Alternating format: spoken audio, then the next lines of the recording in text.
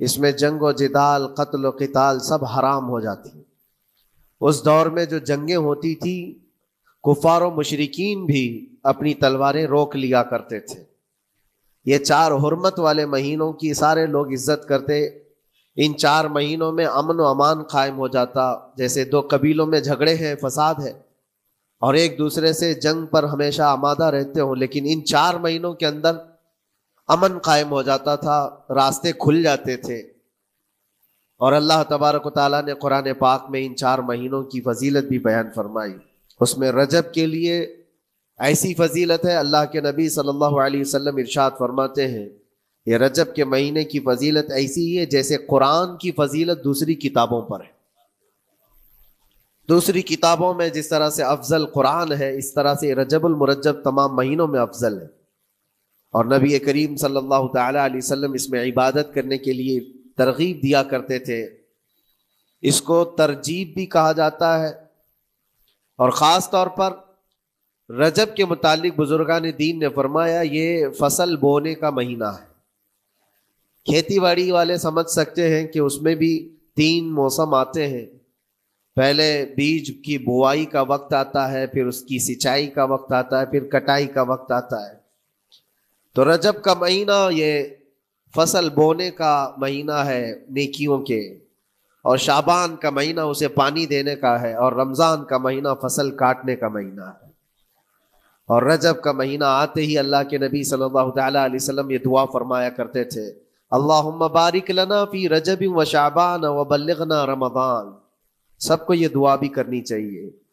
حضور اکرم صلی اللہ تعالی علیہ وسلم یوں عرض کرتے کہ اے اللہ رجب اور شعبان میں تو ہمیں برکت عطا کر اور ہماری زندگی کو رمضان تک پہنچا دے۔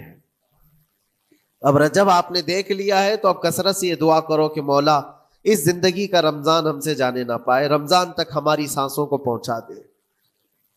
یہ دعا کثرت سے ہر نماز کے بعد بھی ہونی چاہیے۔ رجب آتے ہی میرے عزیزوں یہ عبادتوں کا موسم شروع ہو چکا ہے، اور سب جانتے ہیں رجب کے بعد پھر ہمارے ہاں مسلسل ایسی شب بیداریاں اور عبادت کے موسم نظر آنے لگتے ہیں۔ پھر شعبان بھی، اس میں رجب میں بڑی رات آتی ہے شب معراج، اور اس شعبان میں شب برات، پھر اسی طرح رمضان کا موسم بن جاتا ہے۔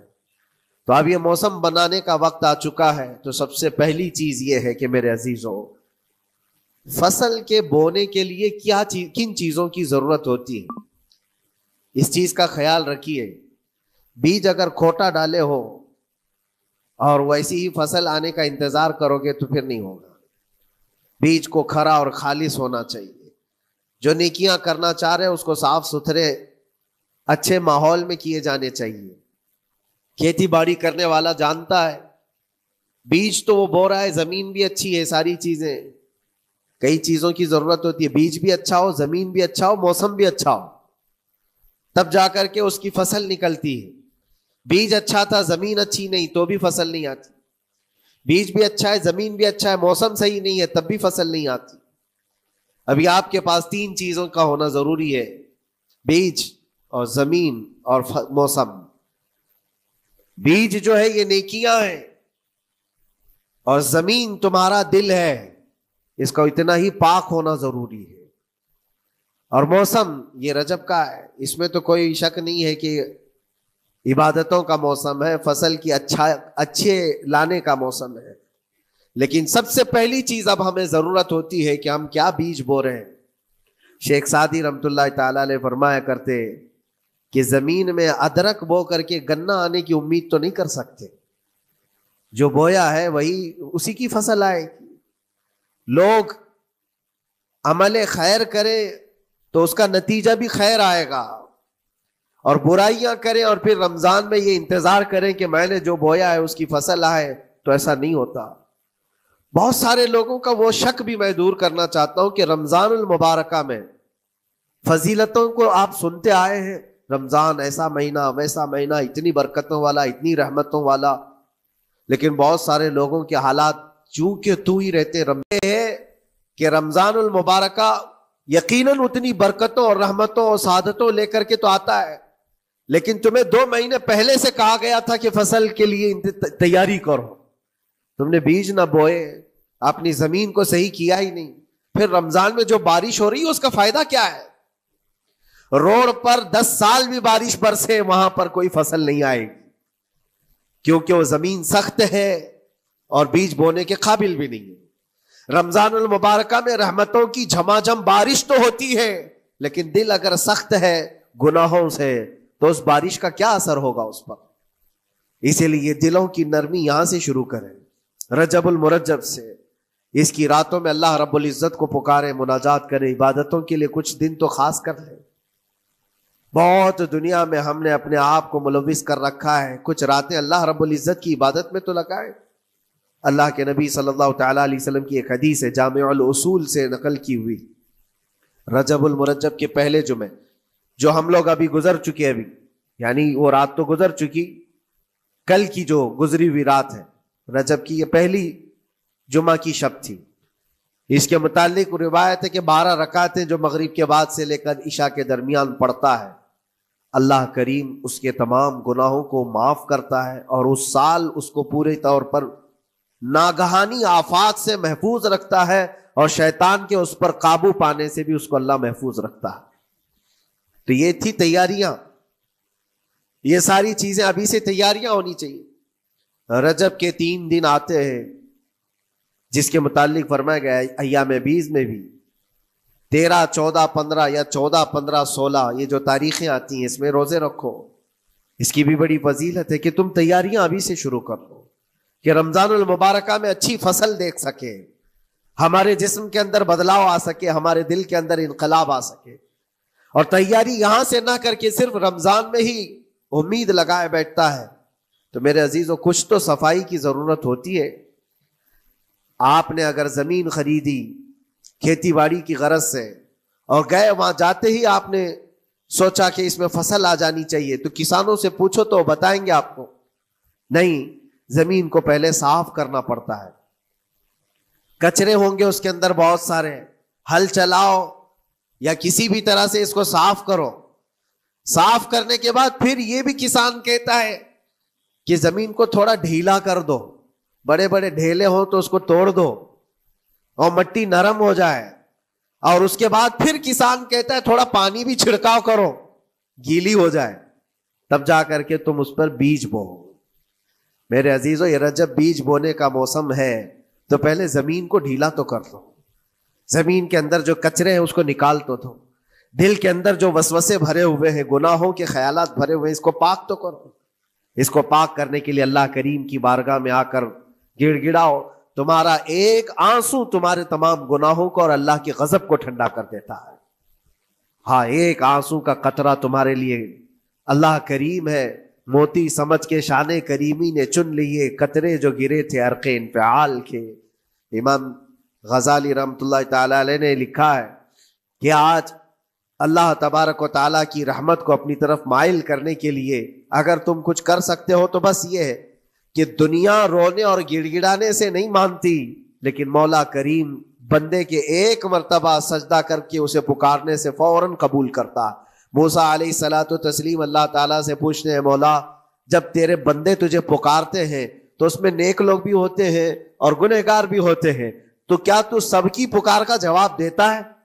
توجہ، اللہ رب العزت فرماتا ہے اے موسیٰ، میرے پکارنے والے بندوں میں نیکوکار بھی ہیں، گنہگار بھی ہیں۔ ہاں، نیک بندہ جب مجھے پکارتا ہے یا ربی، تو میں جواب میں کہتا ہوں لبیک یا عبدی، اے میرے بندے میں حاضر ہوں، بتا تیری کیا حاجت ہے۔ پھر موسیٰ علیہ السلام پوچھتے ہیں کہ مولا یہ تو نیک بندہ جب پکارتا ہے تو کہتا ہے لبیک یا عبدی، اور جب گنہگار پکارتا ہے تب کیا کہتا ہے؟ رب تعالیٰ فرماتا ہے جب میرا گنہگار بندہ مجھے پکارتا ہے یا ربی، تو میں اس کے جواب میں 70 بار لبیک یا عبدی کہتا ہوں۔ ایک بار پکارے 70 بار جواب، ایسا کیوں ہے؟ تو فرماتا ہے میرا رب نیکوکار کو اس کی نیکیوں پر بھروسہ ہے کہ اللہ معاف کرے، اور گنہگار کو صرف میری رحمت پر بھروسہ ہے۔ اس کے پاس ہے کچھ نہیں، اس کے آس پاس وہ نظر ڈالتا ہے میں نے کوئی ایسی نیکی رکھی نہیں ہے، صرف اللہ رب العزت کی رحمت ہے جو مجھے معاف کر سکتی ہے. وہ مجھ پر یقین کر کے پکارتا ہے، اس لیے اس کے سوال کا میں بار بار جواب دیتا ہوں. عزیزان گرامی وقار، اقبال نے سچ ہی کہا تھا، ہم تو مائل بکرم ہے کوئی سائل ہی نہیں. یہ رب تبارک و تعالیٰ کی طرف سے ہے کہ اللہ تبارک و تعالیٰ کرم پر کرم کرنے کے لیے موقع عنایت کرتا ہے. یا بندے کو آنے کا موقع ہی نہیں ہے، بندہ آنا نہیں چاہتا ہے. اس سے پہلے کہ تمہارے ساری چیزیں بند ہو جائیں، دروازے ختم ہو جائیں، اللہ رب العزت کی بارگاہ میں آؤ اور اسے پکارو. یقیناً یہ تمام چیزیں تمہاری زندگی میں انقلاب لاتی ہیں، بہت بڑی تبدیلی لاتی ہیں. عزیزان گرامی، پھر میں یہ عرض کرتا ہوں کہ رجب کے اس مہینے میں دل کو نرم کرنا بہت ضروری ہے. دلوں کی سختیاں آج گناہوں کی طرف مائل کرتی ہیں. ہمارا دل سخت ہے یا نرم ہے، اس کو پہچاننے کے کئی تھرمامیٹر دیے گئے ہیں ہمارے پاس. چیک کرو ہمارا دل کس پوزیشن میں ہے آج. امام غزالی فرماتے ہیں 3 علامتیں ایسی ہیں جس سے پتہ چل جاتا ہے انسان کا دل سخت ہے یا نرم ہے، بیمار ہے یا صحت یاب ہے. یہ ڈاکٹر لوگ اسکیننگ سے یا سونوگرافی سے نہیں بتا سکتے کہ تمہارے دل کی یہ کیفیت. کیسے اس کو اہل بصیرت سمجھ سکتے؟ فرماتے ہیں کہ اگر مسجد میں زیادہ دیر تک بیٹھ نہیں پاتا تو سمجھ لو اس کا دل بیمار ہے، اس کا دل سخت ہو چکا ہے، اس کو مسجد میں بیٹھنے نہیں دیتا. یہی دل ٹیلی ویژن کے سامنے 3 گھنٹے بیٹھے، اس کو کچھ بھی اکتاہٹ نہیں آتی. موبائل پر گیم کھیلتا رہتا ہے، 4 گھنٹے گزر گئے کہ 5 گھنٹے گزر گئے اسے پتہ ہی نہیں. آج ایک سروے کے مطابق ہر انسان جو موبائل چلاتا ہے اس میں 18 گھنٹے وہ بیزی ہے دن کے.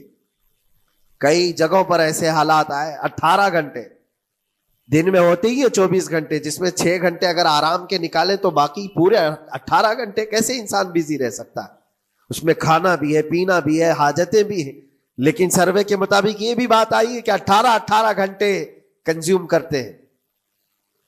میرے عزیزوں، اس میں کوئی اکتاہٹ اور اس میں کوئی ملال نہیں آتا، بیزارگی نہیں آتی. اور اللہ کے گھر میں یہاں فرض سے نماز سے ابھی سلام پھیرا کیا کہ بھاگنے کی تمنا ہوتی ہے. کئی جگہوں پر تو ایسا ہے. اسی لیے اللہ کے نبی صلی اللہ تعالی علیہ وسلم کی ایک حدیث میں سناتا ہوں. ارشاد فرماتے 2 چیزیں کسی منافق کے اندر جمع نہیں ہو سکتی. 2 چیزیں منافق آدمی کے اندر آ ہی نہیں سکتی. وہ کیا چیزیں؟ حضور پاک صلی اللہ تعالی علیہ وسلم فرماتے اچھے اخلاق منافق کے اندر نہیں آتے، اور اللہ کی اور اس کے رسول کی ہر بات پر یقین، یہ منافق کے اندر نہیں آ سکتے. اور منافق کی یہ علامتیں بتاتے بتاتے میرے نبی نے یہ فرمایا، دیکھنا کہ مسجد میں منافق سب سے اخیر میں آئے گا اور سب سے جلدی بھاگے گا. اس کا دل نہیں لگتا، دل سخت ہو چکا ہے. اور بازار میں سب سے پہلے جائے گا اور سب سے لاسٹ میں نکلے گا. بازار اس کے دل لگنے کی جگہ ہے، اس کے وہاں پر تفریح کی جگہ ہے. اور مومن کی علامت یہ فرمایا کہ مومن مسجد میں جلدی آتا ہے اور دیر سے جاتا ہے، اس کا دل لگا رہتا ہے. اور مومن بازار میں لوگوں کے شروعات میں نہیں، اپنی ضرورت کے مطابق گیا اور نکل آیا. اور فرماتے ہیں میرے آقا صلی اللہ علیہ وسلم، روئے زمین پر سب سے اچھی جگہوں میں سے کوئی جگہ ہے تو اللہ کا گھر ہے، مسجد ہے. اور سب سے بری جگہوں کے متعلق فرمایا وہ بازار ہے. اب یہاں پر دلوں کے متعلق میں عرض کر رہا ہوں کہ کس کا دل کس پوزیشن میں ہے، اسے آج خود آزما لینا چاہیے. دوسری علامت، امام غزالی فرماتے ہیں قرآن پاک کھولے گا وہ صفحہ 2 صفحہ سے زیادہ پڑھ نہیں پائے گا، بند کرنے کا دل کرے گا. یہ تو چھوڑو اٹھانے کے بعد پڑھنے نہ پڑھنے کی بات ہے، کچھ تو چھونا بھی نہیں چاہتے، اٹھاتے ہی نہیں. سال پورا ہو گیا تو قرآن پکڑتے نہیں، تو پھر دل کی کیفیت کیا ہو چکی ہوگی؟ دل کیسا مریض ہوگا؟ بعض لوگ ہم سے یہ کہتے بھی تھے کہ حضرت پڑھنا تو آتا نہیں، کیا کریں گے قرآن کا؟ کہا اٹھانا تو آتا ہے. میں نے ان سے پوچھا قرآن اٹھانا تو آتا ہے، جب قسم کھانے کی بات ہوتی ہے تو کیسے قرآن اٹھا لیتے ہو، سر پہ رکھ لیتے ہو؟ اسی طرح سے قرآن کو ہی اٹھا کر کے سینے سے لگا کر اللہ کی بارگاہ میں یہ دعا کرو کہ مولا میرے دل کے دروازے کھول دے اور قرآن کوئی سخت چیز نہیں ہے. اللہ وعدہ فرما رہا ہے ہم نے قرآن یاد کرنے کے لیے آسان بنایا ہے. کوئی یاد کرنے والا؟ وہ خود قرآن تمہارے دل میں اتر جائے گا. کوشش کرو. دل کی بیماری کی 2 علامتیں میں نے بتایا. اگر بیمار دل ہے تو زیادہ یہاں بیٹھ نہیں سکتا اور زیادہ دیر قرآن پڑھ نہیں پاتا. تیسری بات فرماتے ہیں کہ تیسری علامت یہ ہے کہ ہمارا دل اگر سخت ہو چکا ہے تو جیب میں پیسے ہوں گے لیکن کوئی مانگ رہا ہوگا اللہ کے نام پر, دینے کی طبیعت نہیں کہیں, دینے کی طبیعت نہیں کرتا, ہاتھ اٹھانے کو تمہارا دل نہیں کرتا تو سمجھ جاؤ کہ دل بیمار ہے. اور دل کی بیماری لے کر کے اگر کوئی رجب میں سوچتا ہے کہ میں بیج بوؤں گا تو کیا فائدے کا؟ زمین سخت ہے, زمین سخت ہے اور اس پر بارش بھی ہوگی تو کچھ فرق نہیں پڑتا, فصل نہیں آئے گی. دل کو نرم کرو. اور ایک علامت میں بتاؤں, اور ایک علامت کہ دل نرم ہے یا سخت ہے, اس کی ایک علامت یہ بھی ہے, اللہ کا جب ذکر کرے, جنت کا جب ذکر کرے, جہنم کے عذابات کا ذکر کرے, قبر کے معاملات کا ذکر کرے, حشر کے سوالات کا ذکر کرے, ہلنے لگے اور آنسو آ گئے تو سمجھ جاؤ کہ اس کا دل نرم ہے. ابھی اس کا دل بیمار نہیں ہوا, ابھی اس کا دل بیمار نہیں ہوا. لیکن یہاں تو پوزیشن الگ ہے, سچویشن الگ ہے. ہم تو پتہ نہیں کن کن چیزوں میں رو لیتے ہیں لیکن اللہ کا کلام سنتے ہوئے کسی کے کان پر جوں بھی نہیں رینگتی. لوگ تو گانوں پر تھرکنے والے اور نغموں پر اچھل کود کرنے والے وجد کی بات کرتے ہیں, لیکن اللہ کا کلام پڑھنے پر کوئی کسی کو وجد کیوں نہیں آتا؟ یہ ایمان کی علامت ہے. قرآن میں اللہ نے فرمایا وَإِذَا تُلِيَتْ عَلَيْهِمْ آيَاتُهُ زَادَتْهُمْ ایمانا. جب اللہ کی آیتیں ان پر تلاوت کی جاتی ہے, مومنین پر, ان کا ایمان بڑھ جاتا ہے. کیا آپ امام کے پیچھے قرات سن کر کے اپنے دل میں ہلچل محسوس کرتے ہیں؟ سننے کی طبیعت کرتی ہے. بلکہ ادھر نماز پڑھ کر کے جانے کے بعد آدھے گھنٹے کے بعد پوچھے آج پہلی رکعت میں کیا پڑھا تھا, دوسری رکعت میں کیا پڑھا, آپ کو پتہ ہی نہیں رہتا, یاد ہی نہیں امام صاحب کیا پڑھ رہے تھے. میں تو دکان کا حساب کتاب کر رہا تھا, کیا خبر ہے کہ انہوں نے کیا پڑھا. تو قرآن کو توجہ سے پڑھے ہوتے تو تمہارے دل میں بھی وہ باتیں اثر کر رہی ہوتی. میرے عزیزوں, کتنے ایسے لوگ ہیں جو صرف اور صرف قرآن پاک کی تلاوت کی وجہ سے دلوں کو نرم کر دیا گیا ہے. میں اسی بات پر آج فوکس کر کے ختم کر دوں گا. رجب المرجب بیج بونے کا موسم ہے تو دل کے نرمی کے ساتھ ہی بیج بو, کیونکہ یہ زمین ہے تمہاری, اور زمین نرم نہ ہو تو کتنی بھی نیکیاں کرو کیا فائدے کی. دل سخت ہے, گناہوں سے لبریز ہے, اور دل کو نرم کرنے کا علاج 2 چیزیں بتائی گئی, کریں گے انشاءاللہ. 2 چیزیں بڑی آسان ہیں. اگر دل کو نرم کرنا ہے تو 2 چیزیں فرمائی گئی, کثرت سے قرآن پاک کی تلاوت کرو یا کثرت سے میرے نبی پر درود پاک پڑھا کرو. 2 چیزیں کر کے دیکھو, تمہارا دل نرم ہو جائے گا. اور بھی دوسری علامت, دوسرے علاج بھی میرے آقا نے فرمایا. ایک صحابی آئے تھے, انہوں نے عرض کیا یا رسول اللہ صلی اللہ علیہ وسلم, لوگ آپ کے پیچھے نماز پڑھتے ہیں تو زاروں قطار رونے لگتے ہیں, جب آپ دعا کرتے ہیں تو وہ دھاڑے مار کر کے روتے ہیں. میں کبھی رو نہیں پاتا, میرا رونا نہیں آتا, میں بھی قرآن سنتا ہوں, میں بھی آپ کے پیچھے نماز پڑھتا ہوں. تو حضور پاک صلی اللہ علیہ وسلم نے فرمایا تمہارا دل سخت ہو گیا ہے, تمہارا دل سخت ہو گیا ہے. انہوں نے کہا کیا کروں, علاج کیا ہے اس کا؟ وہ مسیحا امت ہے میرے آقا, ہر ایک کا علاج جانتے ہیں, کس کو کون سا علاج دینا ہے. نبی پاک صلی اللہ تعالی علیہ وسلم فرماتے ہیں جاؤ کسی یتیم بچے کے سر پر ہاتھ پھیرو, اللہ تمہارا دل نرم کرے گا. ان کے لیے وہ علاج رکھا گیا تھا. جس کو جیسا علاج بتایا میرے آقا صلی اللہ علیہ وسلم نے, کسی یتیم کے سر پر ہاتھ پھیرو, دل نرم ہوگا. لیکن دل کے نرم ہونے کے علاج اللہ کے نبی صلی اللہ علیہ وسلم کے شفا خانے میں ہے. ہاتھ سے آپ کثرت سے درود پاک پڑھو, پھر دیکھو آپ کے دل کے اندر انقلاب آتا ہے یا نہیں آتا.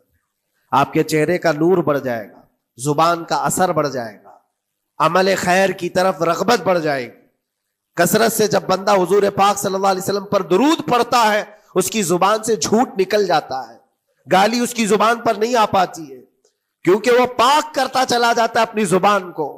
اللہ بیٹھ رہے ہو, انتظار میں ہو, سونے کے لیے جا رہے ہو, زبان ہی تو ہلانا ہے میرے نبی پاک صلی اللہ علیہ وسلم کی بارگاہ میں درود پڑھ کر کے.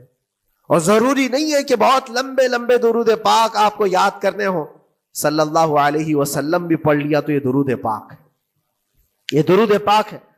یا تو پھر الصلاۃ والسلام علیک یا رسول اللہ کہتا ہے تو یہ بھی درود پاک ہے، درود پاک ہے یہ۔ اور دل کو جب نرم ہو جائے گا تو انشاءاللہ العزیز آپ اس کے اثر بھی دیکھیں گے، اس کے اثر بھی دیکھیں، کیسے کیسے لوگوں کی بات میں کروں میرے عزیزوں۔